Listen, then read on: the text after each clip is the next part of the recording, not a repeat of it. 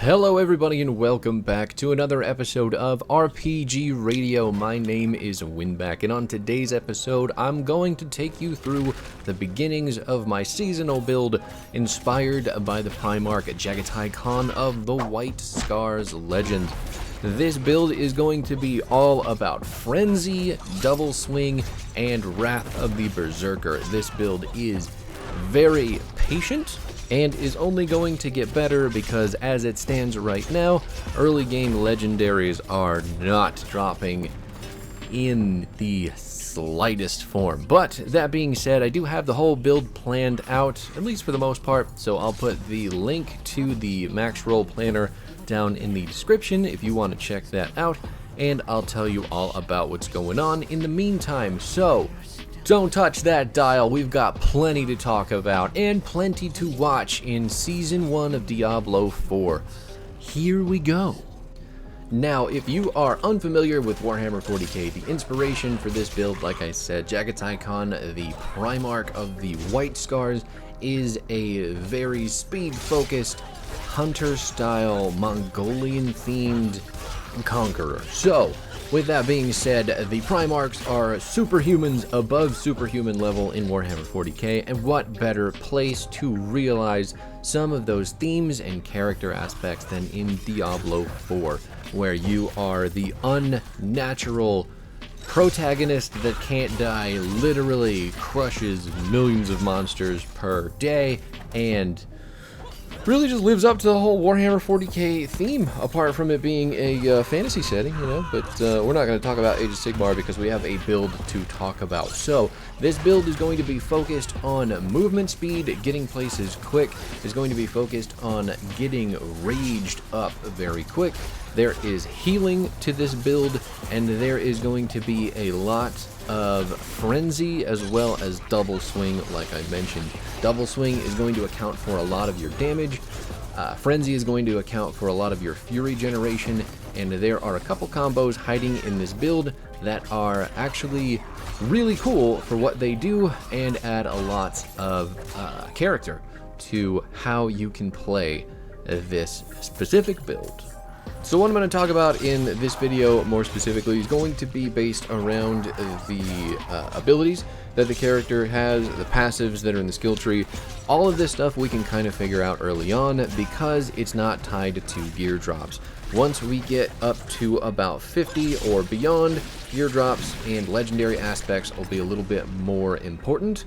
So I'll talk about those when we get to that point, but as it stands right now, the build works almost entirely on just raw stats from gear, as well as the abilities and how they interact with each other. So let's start number one with Frenzy. Frenzy is your basic attack. It is a basic ability, sorry. It's going to be generating all of your Fury, and coupled with a few other abilities in the kit, it's going to be filling up the Fury bar so that you can spend your Double Swing. You want to be able to use Double Swing incredibly often, and that, like I said earlier, is where all the damage is coming from. But Frenzy itself, with the way that the season is working, has a chance to do a lot of really consistent knockdowns. And the way that you accomplish this is with the new seasonal mechanic, the Malignant Heart. There is a specific pink Malignant Heart that you'll get, and this gives you the chance, the attack speed that you reach and the chance to knock down are what you'll roll on this heart. But basically, you can get up to, I believe, a 32% chance to knock something down after you hit between like a 50 to 60% attack speed on the skill that you're using. So basically that's incredibly easy to accomplish with Frenzy. You can get that stacked up real quick, and the chance to knock down happens very often because Frenzy hits very often. Now I just want to show you guys how the build works in this little event inside the dungeon. This is, I think, new. I'm pretty sure this is a new event for Season 1 within the dungeon. And honestly, I like it a lot because it really gets to show off the chains for this build, and we get to show off a lot of the cool combos, along with just the staying power that comes along with the healing in the build and some of the other gimmicks. So while we're pulling people in with our hooks, they all group up on top of each other. Hooks, I don't know if it got changed to work this way specifically, because it did not work this well before, I feel like. But when you grab people with your steel grasp, it pulls them all together in a point in front of you, and then that is when you can use rupture to AoE skewer all of the targets in front of you. And then when you pull the sword out, it is essentially pulling the sword out of every enemy that is pulled in and exploding for tons and tons of damage, because all of those enemies are exploding at once, hitting each other in a very squished point in space. But just keep that between us, because I don't want Blizzard to take it out in case it's a bug. Even though it looks like it's working as intended, I don't want to take a chance. Anyway, we'll talk more about those combos later on in the video when we get to those abilities, but for now, just remember that Frenzy is all about cranking up the attack speed as far as it will go, knocking enemies down, and then absolutely unloading on them when you have your double swing going, once you have enough fury, that is, to use it. So, let's move on to double swing, because the ability is basically all of your damage. This build has a lot of very consistent damage. It's not going to happen all at once, like the Deathblow Barb that I've been working on, and it's not going to execute people like my Bleeding Barb does once that character lines up a bunch of damage and uses the Rupture. Really, Rupture in this case is just for healing, but Double Swing, when you have enhanced Double Swing, what's going to happen is you're going to get the frenzy cost essentially refunded when you hit a CC'd target, which is why we have ground stomp, but we'll talk about that in a second. When you hit a CC'd target and you get that refund, you can basically keep ripping the Double Swing as long as that target is CC'd, meaning that when they are knocked down from Frenzy, you can get one to two double swings based purely on that. If you get the full ground stomp duration, I think you can get anywhere from 5 to 6 double swings. Double swing isn't actually completely buffed for this build either. We're going to be looking for a couple different things, legendary aspects later on, that are going to have it firing off Dust Devils that are going to do damage in an even bigger AoE, and we're going to chop people from even further away. So remember, the enhanced part of Double Swing is really important, and remember that you do want to hit a lot of stunned or CC'd targets with Double Swing as often as possible. It's an AoE ability too, so you're cleaving and a big fan in front of the Barbarian. And if I had to guess, after the fireside chat that happened today, there may end up being even more buffs to this coming very soon, because the Barbarian apparently, along with the Sorceress, is getting some adjustments to make them feel better. Right now, I think it's pretty unanimous in the community that the Barb and the Sorc are underperforming, even though I would still argue that the Barbarian is the most fun class of all of them, but I might be a little bit of a fanboy at that point. And then after you've taken enhanced double swing, you're going to want furious double swing. Furious double swing is going to make a lot more sense after you get your ultimate passive for this build, but what it's going to do is, if you are berserking with your Barbarian, which remember is move speed and attack damage, you are going to extend the duration of your berserking by 2 seconds. I say extend, but no, I think that's the accurate definition. It's not going to continually add 2 seconds onto your berserking timer, but if you are running down, you're going to, every time that you hit a double swing while berserking, you get 2 extra seconds. So if you're at 1 second and you hit 3 double swings, that doesn't mean that you're going to get 6 seconds onto your berserk timer. That means that every time that you go down to 1 second again, your double swing is going to take it back up to 3. Hopefully that makes sense. I know explaining math is a little bit hard, but that's how it works. So berserking is also going to be a big part of this this build, because of that speed, because of that attack damage, that increase in damage that you're going to get from berserking, it is going to be pretty integral for keeping it up, which, as we get further into the build and unlock those abilities, isn't going to be super difficult. So, with that said, let's get double swing out of the way so we can start talking about ground stomp, which is probably the most workhorse ability in this entire kit, while only having 1 point into the stomp itself and each of the modifiers. I think at the end of all things with this build, I may have like 1 point left over, so if that is the case, it's going to go into ground stomp for a very, very slight cooldown reduction. But ultimately, remember, when you pick ground stomp, you only need 1 point. You only need 1 point into each modifier, so that's 3 points in your entire build, 3 skill points that this ability is going to be taking up. And for what it allows you to do, that is ridiculous. So, number one, the thing that I mentioned before, your damage, is going to relate to ground stomp because ground stomp stuns in a very big AoE, and all that AoE is going to equate to lots of cleaving double swing damage. That is. So after you've taken that enhanced stun duration, the next ability down the line is going to be the tactical ground stomp, which means that your ground stomp is going to get 40 fury into your bar. Because fury is a baseline 100 resource bar, that is 40% of the bubble filled up for you hitting one stomp. You don't have to hit multiple people, you just have to hit at least one guy, and you are going to get that bar almost half full. It is nutty. So, that being said, remember, it's stun with lots of damage, it is resource generation with almost half the bar full, and is going to be an even longer stun just because you've upgraded it. So, that is worth it.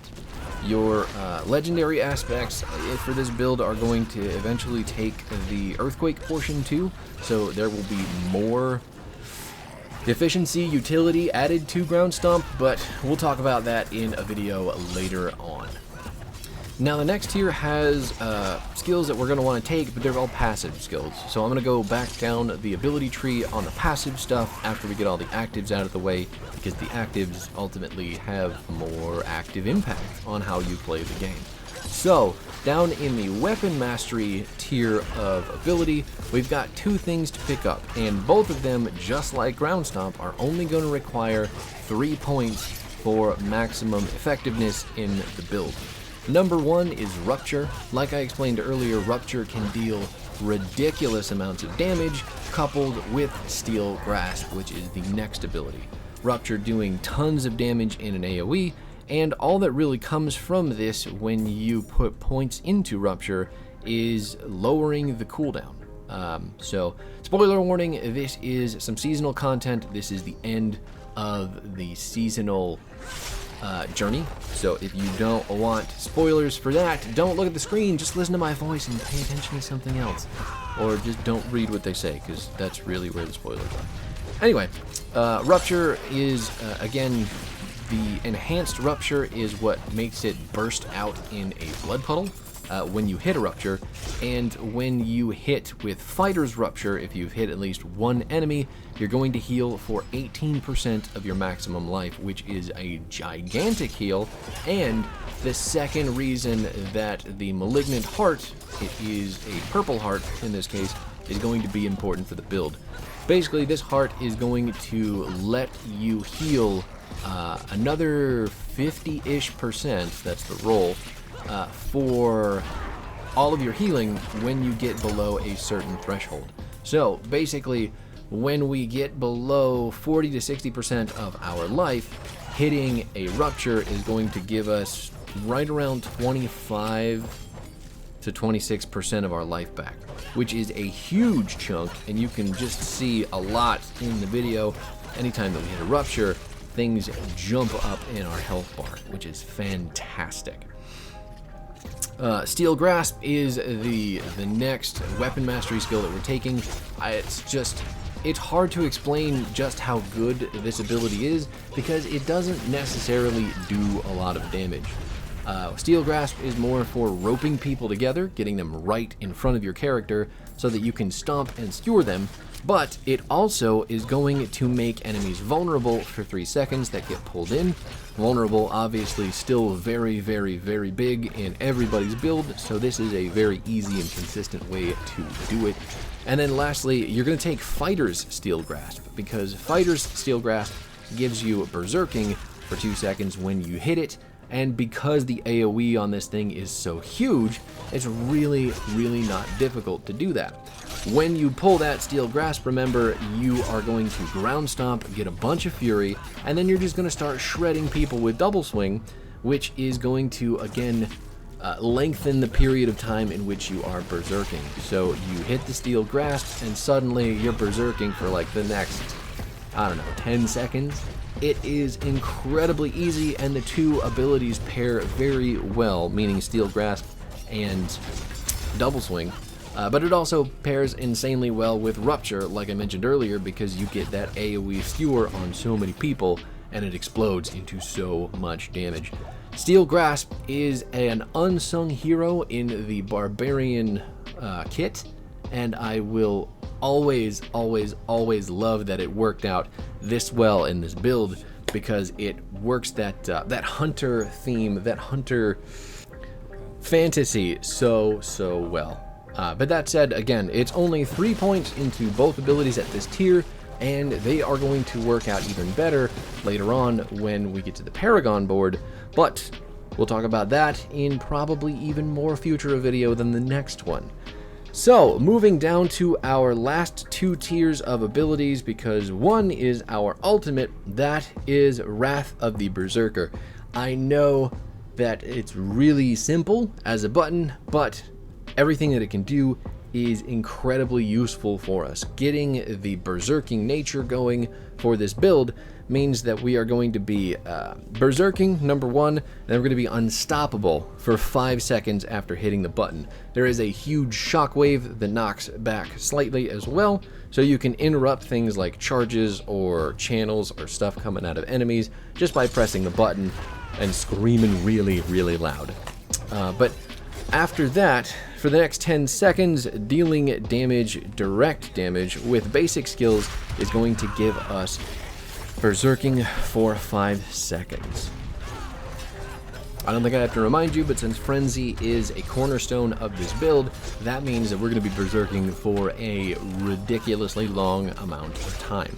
The upgrades for Wrath of the Berserker are, number one, the Prime Wrath of the Berserker, which is going to give you an additional 20% increased movement speed, and it's going to increase your Fury generation by 30%, which is gross because the more Fury that you have, the more slicing that you do. After that, Supreme Wrath of the Berserker is going to give you the ability to increase the damage bonus of your berserking by 25% for every 50 Fury that you spend. And we can spend a lot of Fury with Double Swing. Later on in this build, I'm going to try to get more attack speed to make Double Swing go off more often, and while we are under Wrath of the Berserker's effects, that should basically just shoot our damage so far up. I mean, fingers crossed it works the way that I want it to, but I think it's going to. So let's talk about the passives, and let's go down to up. Your your key passive, the big important passive of this build, is going to be Unconstrained. Like I mentioned earlier with the Berserking, this is going to increase Berserking's maximum duration by 5 seconds, and is going to increase the damage bonus by 25%. So where it was 20% before, now you've got 45%, which is pretty nuts. That being said, the duration increase is really, really important too, because keeping it up for as long as possible is another cornerstone of the build, and things are just always better when you're raging at the top of your lungs. Down on the ultimate skill tier, the first passive that you're going to be looking here is your Duelist passive. That is the passive that gives you increased attack speed when you're using one-hand weapons, which means that Frenzy is just going to be going even more ham while it's, you know, being used. Since it's only a dual wielding ability, you're just going to be hitting hard, you're going to be hitting fast, and you're going to be knocking people down a lot. On the weapon mastery tier of ability, you have got a couple different passives. This is actually going to take up a pretty big chunk of points. So, number 1, you'll want to pick up Pit Fighter. Pit Fighter has you dealing increased damage to close enemies, and you're going to get damage reduction against distant enemies. So all of that is really helpful for staying alive and dealing more damage. Because we're a melee character, we're going to be in people's faces forever. Next is Slaying Strike, which is going to give you a 22% increased damage against injured enemies. I mean, it's not really hard to get people injured, but because the damage in this build does happen more consistently than it is bursty, that is incredibly helpful. So, hurting people more when they're injured is a good thing. After that, you have got No Mercy. That's going to increase your critical strike chance against stunned, immobilized, and slowed enemies, so CC is your friend.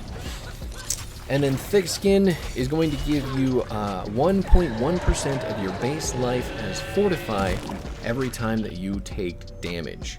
I know it doesn't sound great on paper, but trust me, it's very good for staying alive. Counteroffensive is while you have Fortify for over 50% of your maximum life, you're going to deal 12% increased damage, which will be easier once we get all the legendary aspects that we need, but for now, just remember, it'll make sense later. For the next tier, you've got Brawling Skills Swiftness. Always take this since we're White Scars all the way.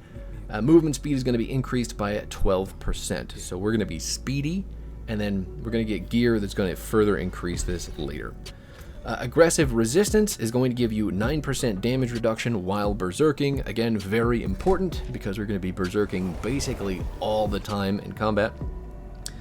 After that one, you'll take Prolific Fury, which is while you are berserking, you're going to get Fury generation increased by 18%. Pretty gross, as keeping that Fury bar full is going to help us deal damage later. And then ultimately at the core tier of ability, we took Pressure Point because the lucky hit making enemies vulnerable. It's just another ability to do vulnerable, and there wasn't a lot of points that I really saw working great. So that's it. I ran it right up to the meter with this video. Hopefully you guys liked it. That was a big explanation for all of the skills and abilities going into this White Scar Jagatai Khan build. So let me know what you think. I'll be back next time to dive further in, but until then, everybody, peace out.